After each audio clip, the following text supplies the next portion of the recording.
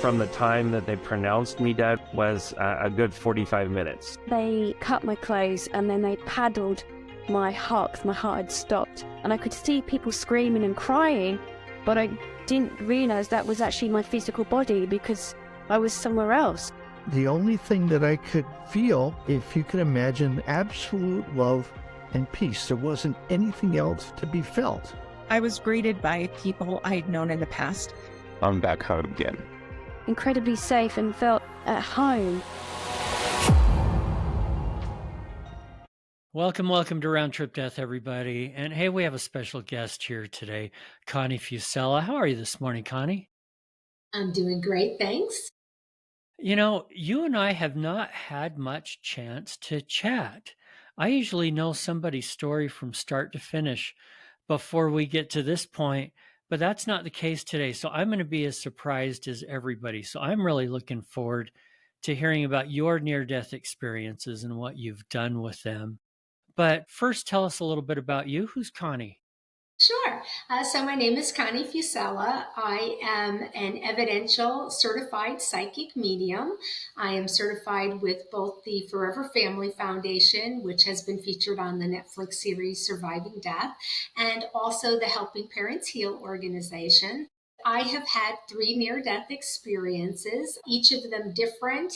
Each of them were very spiritually transformative, and each of them tried to awaken my natural born gifts of becoming a psychic medium to realize my soul's purpose of being that bridge between the spiritual and physical realms. I'm also an award-winning author. My book, shameless plug, You Are So Beautiful, A Unique Perspective into the Soul's Quest for Its Destiny, which kind of tells my story and talks about solitudes. And I'm a teacher and public speaker as well. Man, that is a lot.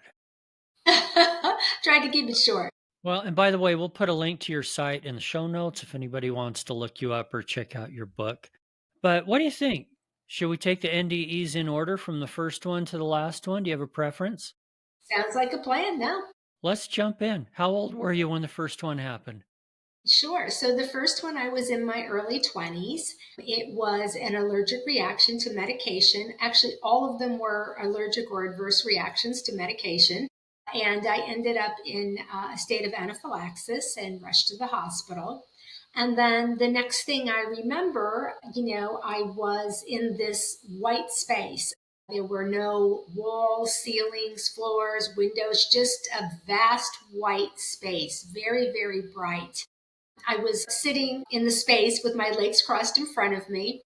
And then all of a sudden I sensed a presence, and this non-human being, very tall, walked towards me and placed this very big book on my lap. And as I looked down at this book, pages were glowing. So it was like white space, white everything glowing, glowing coming out of the pages.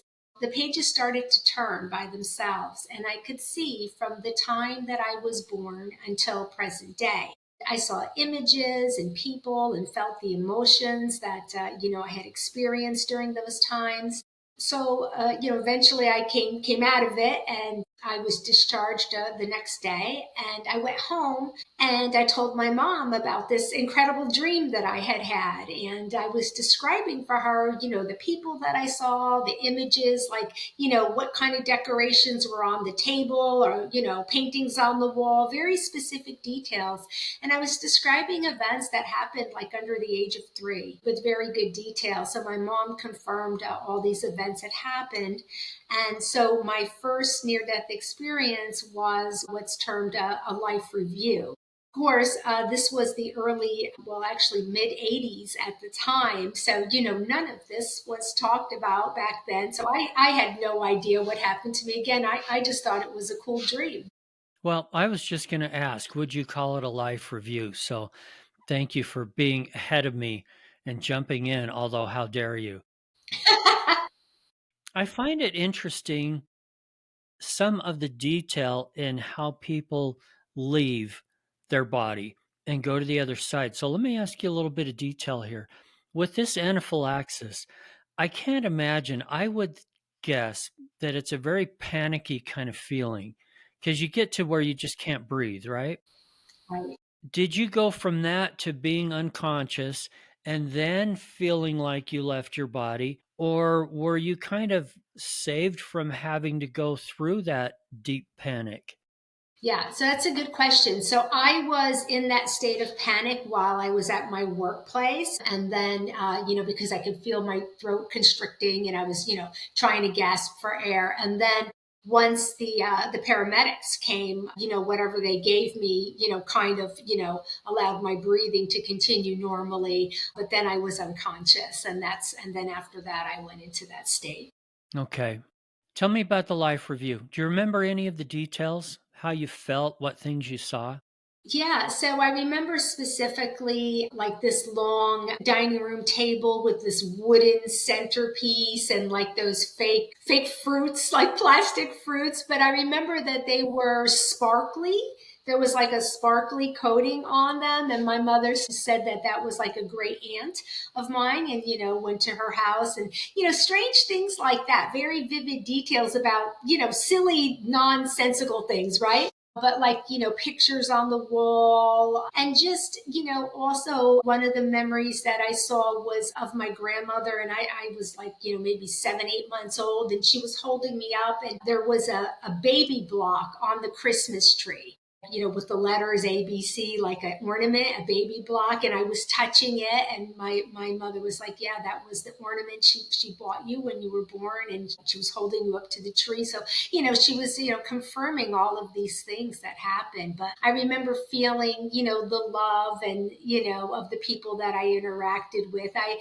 Being young at the time, in my early 20s, I hadn't had a lot of experiences where I would have felt sadness or regret or mixed emotions. Still at this point in my life, I was pretty blessed, I would say, where I had good experiences. So that's pretty much what I felt.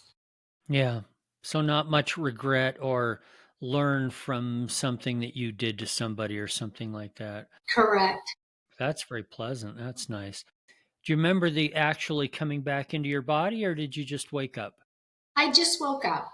I Okay. just woke up. All right. Then you told your mom all about it. She confirmed things. Okay. Was there anything else before we move on to number two? Well, the thing that started happening is after this first NDE is I started having frequent occurrences of sleep paralysis. And if anybody doesn't know what that is, it's you're kind of trapped between the dream and wakening state, and you're frozen. You can't move, you can't scream, and it can be terrifying. It can be like a very, terrifying sensation. But for me, these all came with a similar format, in that I would be laying in my bed on my back, and then all of a sudden, this would come over me, and I would hear this like white humming vibration sound, like white noise kind of sensation fill, my head. And then I would see myself come out of my body in spirit form and try to lift myself up. And all the while, I kept hearing this voice repeating over and over again, you need to raise yourself up. You need to raise yourself up. You need to raise yourself up. It just kept repeating.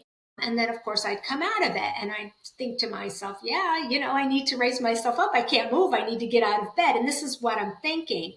And I never understood it until many, many, many years later, probably over 20 something years later, when I became a medium. Because as a medium, you have to raise yourself up, your vibration, your energy, to communicate to the other side. I probably should have prefaced with I am a natural born medium, and I had awareness of spirit at the age of 4. But then I forgot who I was. So these near death experiences were trying to wake me up. And what these sleep paralysis episodes, it was like the other side, my team of light, were literally giving me the keys to the afterlife. Like, Connie, all you have to do is raise your vibration and be able to connect again, right? But I had no idea, because I didn't come from a background of, psychics or mediums or anything metaphysical. So this did not resonate with me. So it fell on deaf ears. And so a couple of years later, near death experience number 2 happens. This one was more medically intensive, another allergic reaction to medication, or adverse, reaction actually. And what was happening is my heart was beating really fast, and I was sweaty, and I just felt awful. And I was working in New York City at the time, and when I got to my place, in my office, my coworker said, "Oh my gosh, you look awful." I'm like, "Oh, I don't feel well at all." And she called the manager who made the decision to get me to a hospital. Luckily, he had on-call car service, because in Midtown Manhattan, in the morning, it probably would have been very difficult for the ambulance to get to me. So there was car service right outside the building. They literally wheeled me in my office chair, pushed me down the elevator, out onto the sidewalk, into the car, and there I went to the hospital. I remember being wheeled out of the hospital, and emergency personnel coming, with a stretcher and getting transferred to the stretcher into the hospital, and then, of course, into the emergency room, where, I just hear all beeping and noises and people talking. And then the next thing I remember is I'm floating on the ceiling, and I'm looking down at my body on the stretcher, watching the, doctor and emergency personnel work on me. And as I'm watching, I see the doctor grab the defibrillators, put them on me, and I see my body like jumping, off the stretcher. And then all of a sudden, I find myself in a tunnel. It was a very, very bright tunnel. I describe it as if anybody's had a closed MRI. That's about the size that I felt I was in, this tunnel. I would describe the sensation of moving through it. I was on my back, feet first, as if anybody's ever been on a simulation ride, like at Disney, where you're kind of going fast but slow at the same time. So that's what it felt like. And it was just these bright lights all around me. And I remember thinking, like, I was excited.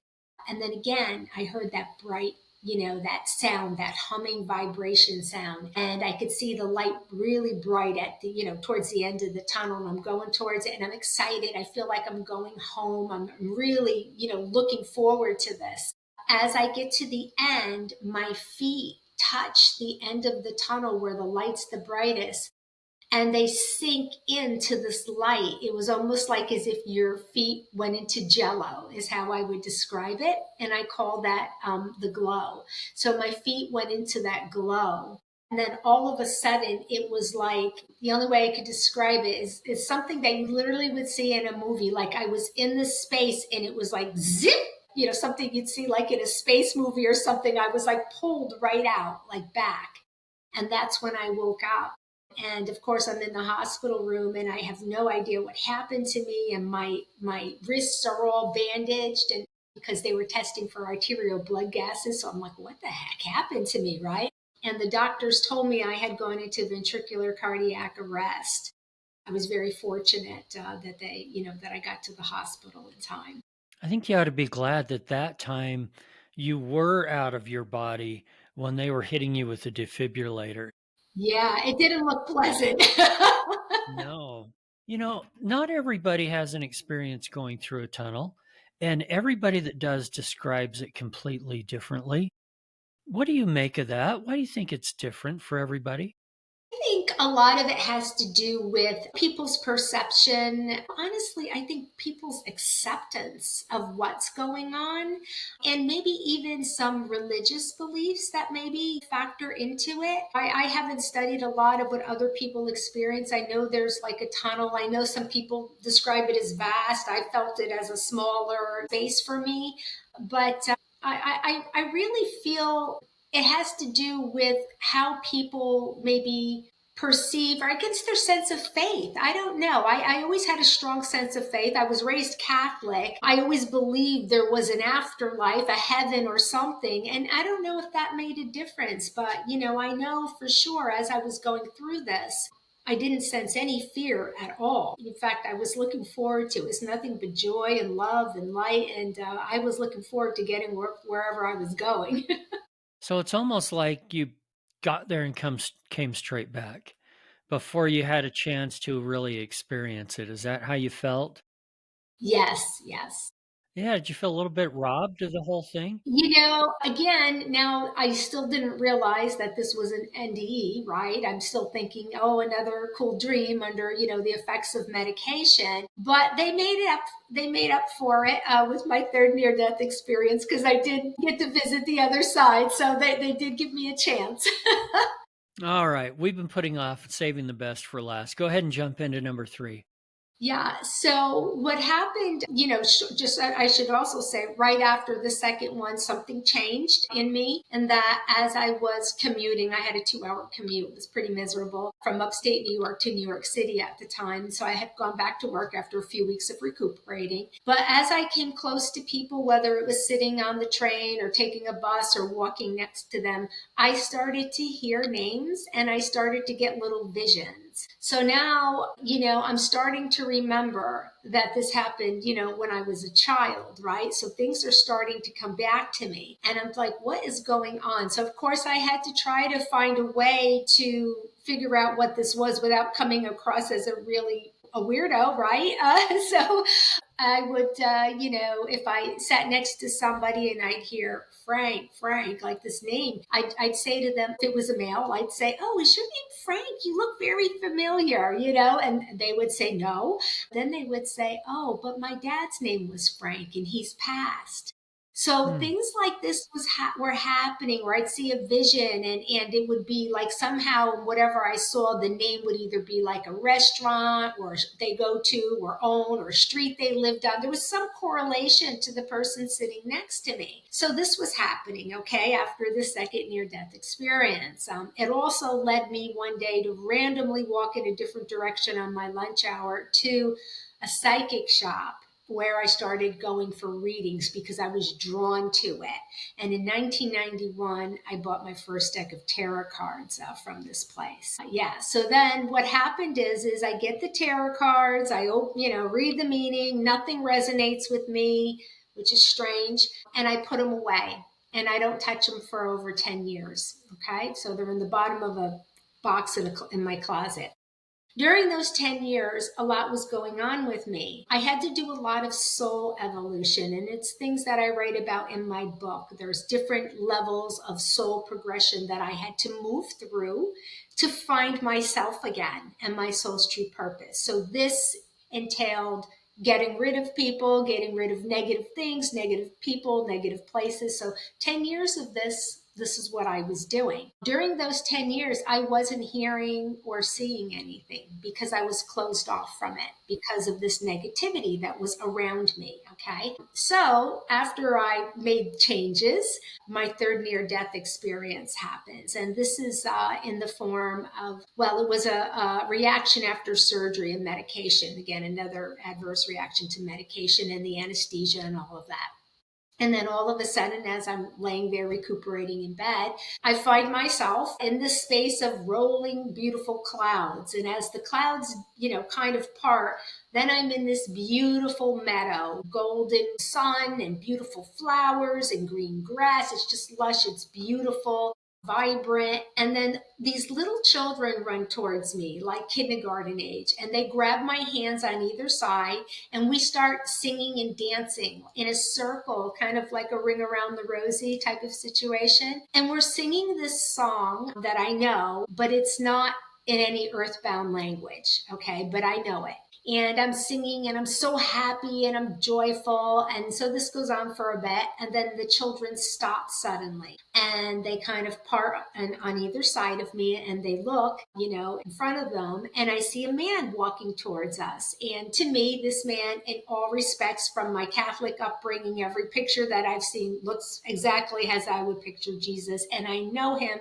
on a soul level as Jesus. Okay. And so he comes up to me. He says, do you like it here?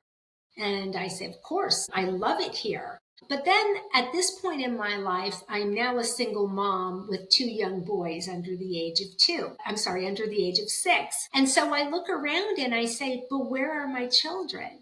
Jesus says, well, it's not their time yet. And I'm like, okay. And so the little children that are around me grab my hands and then we do some more singing and dancing, right? And then they stop again.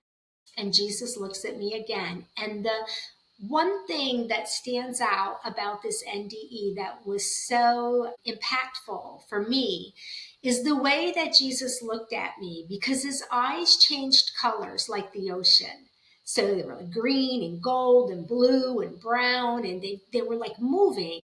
And when he looked at me, it wasn't like he was looking at me or through me.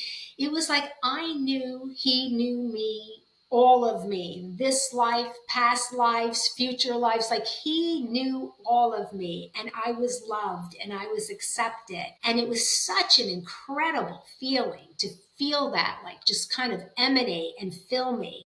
But he asked me again, do you like it here? And I, of course, again said, yeah, I love it here. But where are my children? And he said, it's not their time, and it's not your time either. You have yet to become who you were meant to be.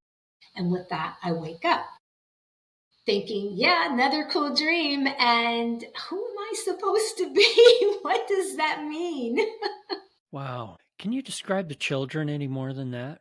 They were very, I guess the word I would use is like sort of rosy cherub looking. They were like, beautiful pink, soft skin, rosy cheeks, their eyes, bright and glowing.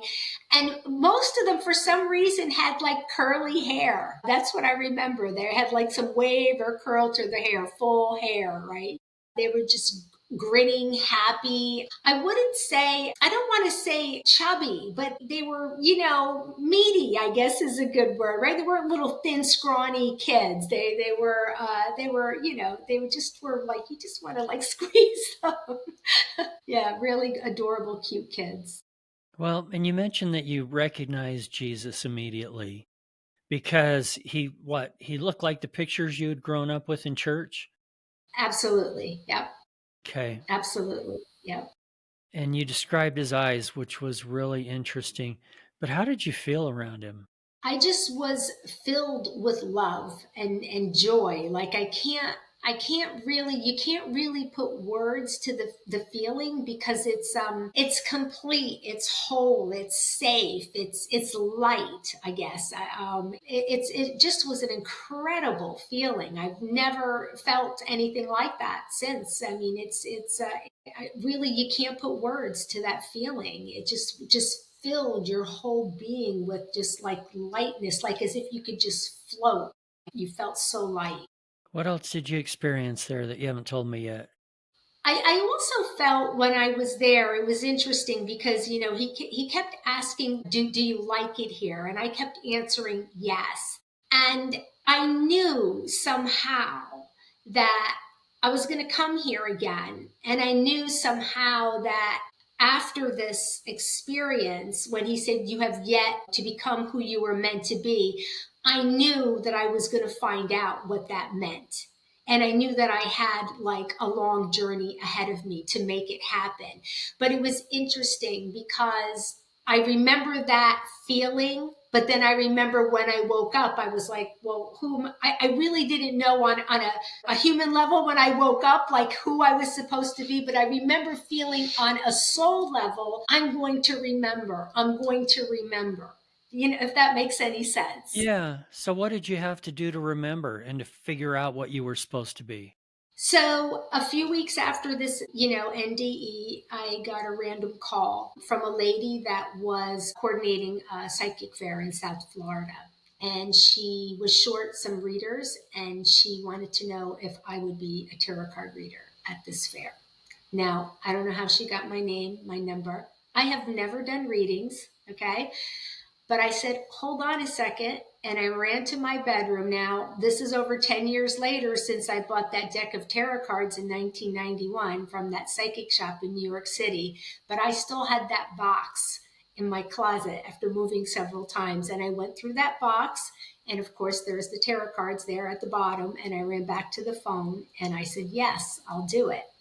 So this was a Thursday afternoon and the fair was Saturday afternoon. Saturday morning rolls around and it was like reality just sunk in and hit me like wham, right?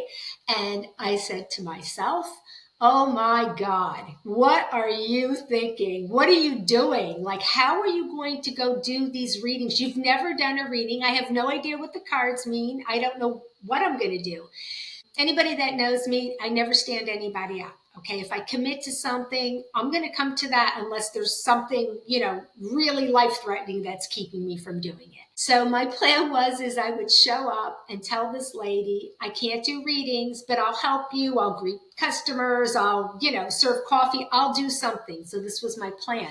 So I show up there. She's very frazzled. She drags me down this long corridor. This is your place. This is your table, 2 chairs, blah, blah, blah, blah. And I said, oh, hold on. Sorry. I have to tell you something. I'm not going to be able to do this. I'm very sorry. And she cut me right off. She said, no, I'm sure I need you to do readings. You said you would. And she was really agitated. I was kind of a little afraid. So I said, okay. So I sat there praying that nobody would show up. And then about 15 minutes or so later, a lady showed up in her mid-50s. And she wanted a reading. So I said, okay, I don't know what I'm doing. I grabbed those cards. And so they pulled out one time, right? And so it's painful because she sees me struggling to get the cards. It's a new card deck, right? And so she's already kind of I don't know about this one. So I start putting the cards down nervously in this big circle, and I don't know what I'm doing. I see the space in the middle. I put some more in the middle, and I keep going, and I use all 76 cards without saying a word. So she says, are you ever going to say anything? So I was so nervous. I was nauseous. I was sweating. So I just looked down at this mess that I made on the table, and then all of a sudden, the strangest thing happened. It was like a pulse of electricity came into the top of my head and just reverberated through my body.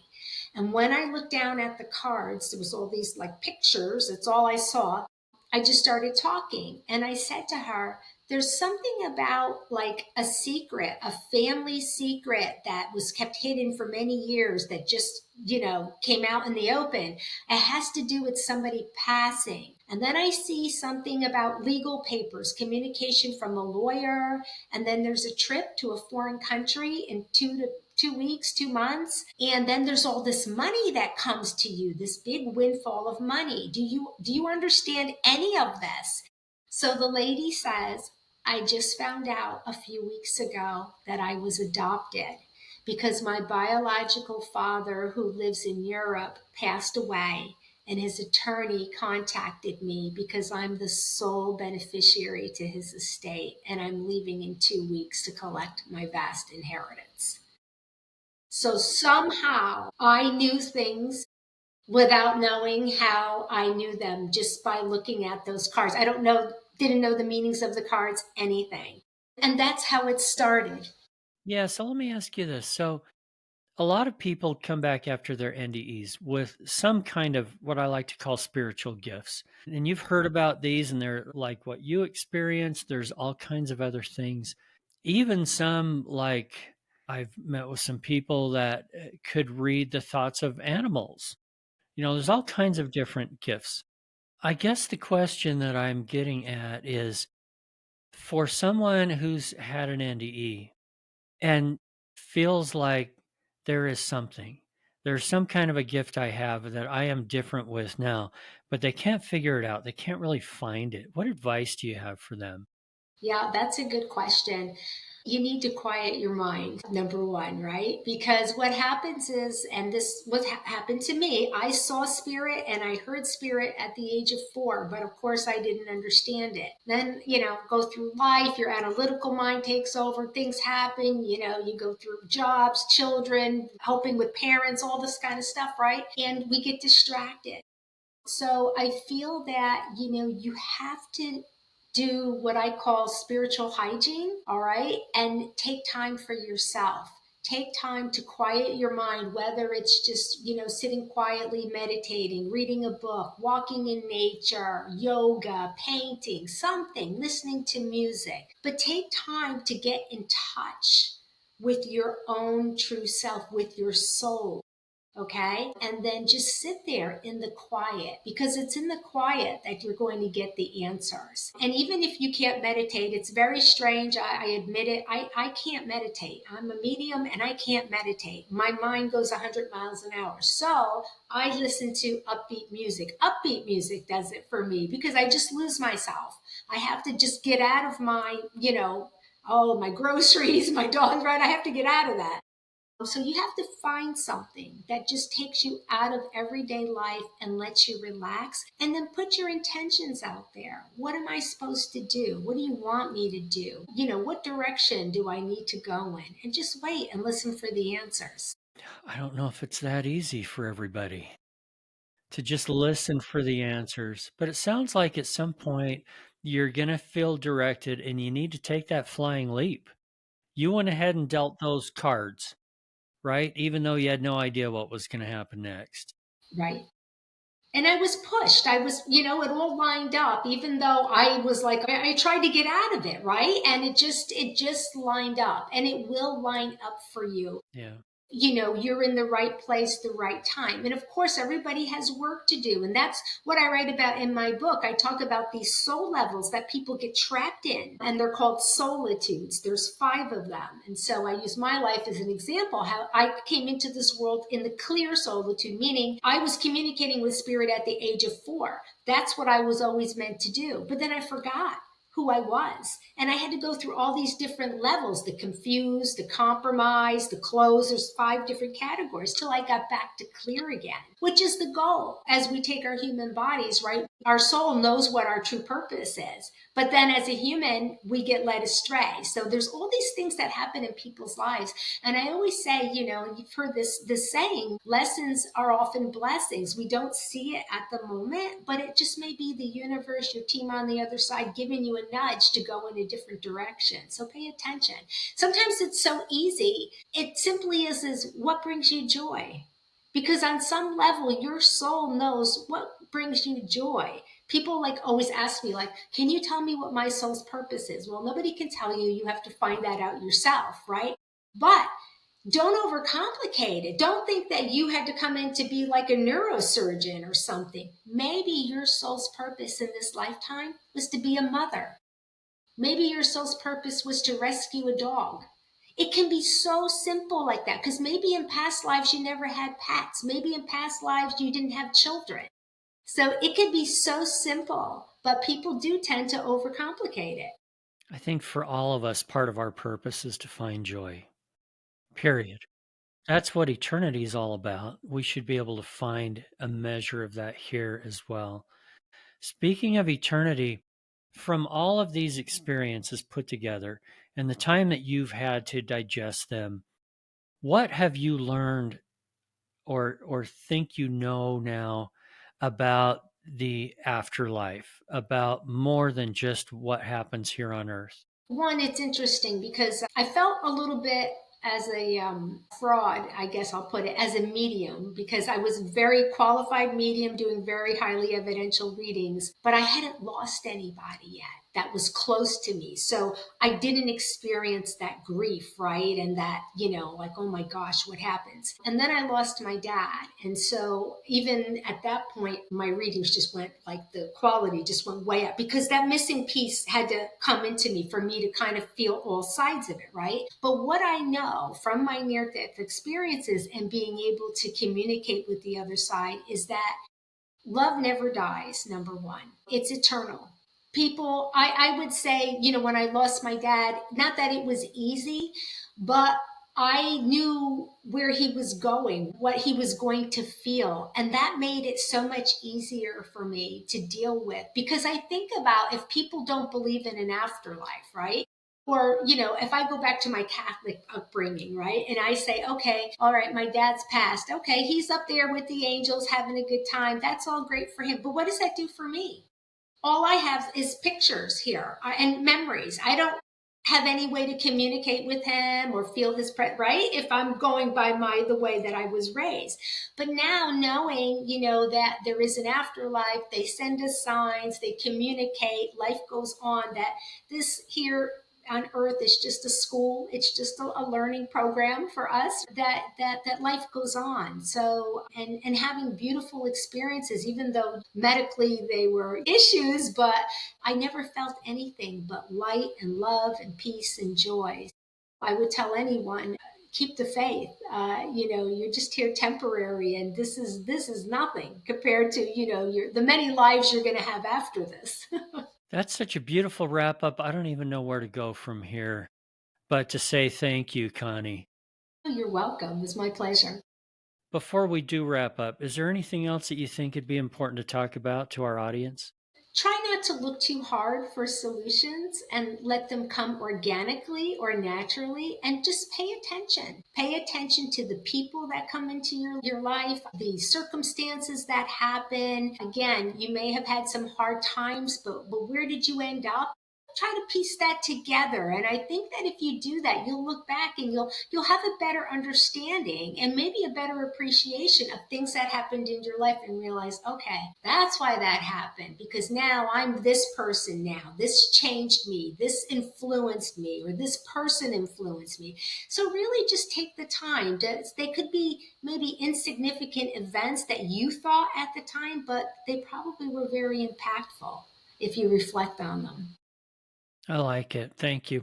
All right. If anybody wants to get a hold of Connie, it's meaningfulmessages.info, and there will be a link down in the show notes to make it easy for you. But thanks again, Connie. Appreciate your time today. You're welcome, Eric. It's been a pleasure. Thanks again for listening and sharing this podcast. Don't forget to hit the follow or subscribe button and sign up for our newsletter at roundtripdeath.com. If you want to share your near-death experience, or if you have questions or comments about the show, send an email to eric@roundtripdeath.com. Until then, I wish you everything good that you're looking for in this life and the next.